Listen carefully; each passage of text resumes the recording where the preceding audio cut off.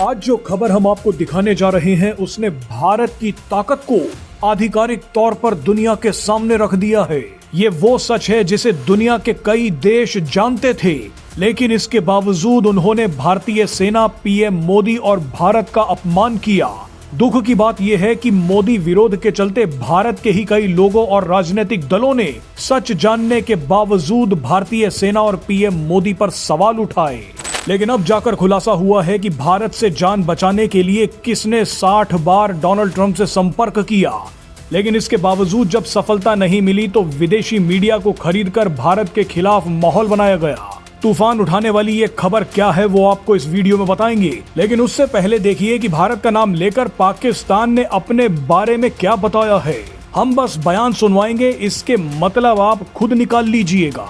ये है पाकिस्तानी सेना के पीआर विंग का चीफ शरीफ अहमद चौधरी, जिसने भारत को कुछ इस तरह से धमकी दी है। दाएं से आना है, बाएं से आना है, ऊपर से आना है, नीचे से आना है, इकट्ठे आना है, किसी के साथ आना है।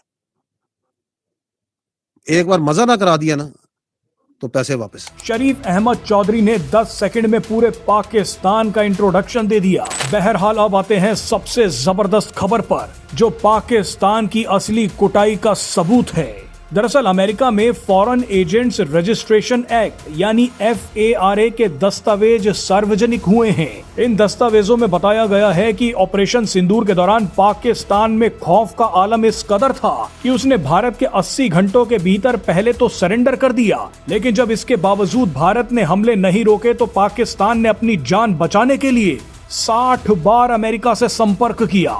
पाकिस्तानी नेताओं ने ऑपरेशन सिंदूर के दौरान ईमेल, फोन कॉल और 1-to-1 बैठक के जरिए अमेरिका के शीर्ष अधिकारियों, सांसदों और पेंटागन के अधिकारियों से संपर्क किया।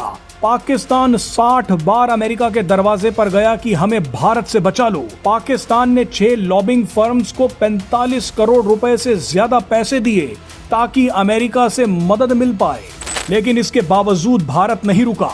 जब पाकिस्तान ने हार मानकर भारत के सामने घुटनों पर बैठकर सीज फायर की बात की, उसी के बाद भारतीय सेना ने ऑपरेशन सिंदूर को रोका, लेकिन खत्म नहीं किया।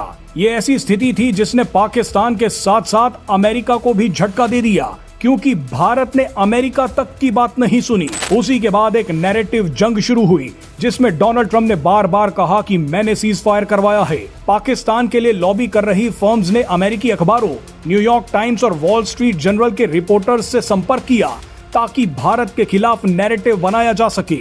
इन अखबारों ने जमकर भारत विरोधी खबरें छापी, ऑपरेशन सिंदूर के दौरान भारतीय सेना का अपमान किया। दुख की बात यह है कि भारत के कई राजनीतिक दल और भारत के ही कई लोग इस नैरेटिव का हिस्सा बन गए। लेकिन यहाँ एक बात साबित होती है कि डोनाल्ड ट्रंप जो आजकल अपनी ताकत का इतना घमंड दिखा रहे हैं, वो ताकत उन्हें विरासत में मिली है, लेकिन जिस तरह से पीएम मोदी डोनाल्ड ट्रंप से टक्कर ले रहे हैं, वो ताकत कमाई गई है। भारत का ऑपरेशन सिंदूर वेनेजुएला में अमेरिकी ऑपरेशन से भी 100 गुना ज्यादा बड़ा था।